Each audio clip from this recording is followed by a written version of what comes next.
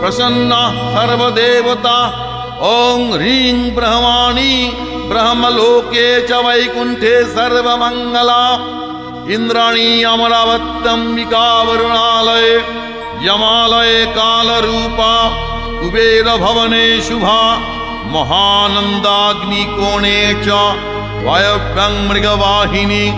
नैऋत्यां रक्तदन्ता च ऐशान्यां शूलधारिणी।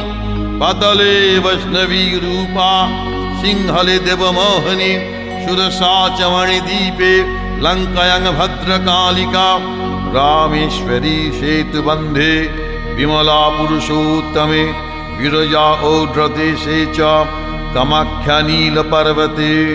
कालिका वङ्गदेशे च अयोध्यायां महेश्वरी।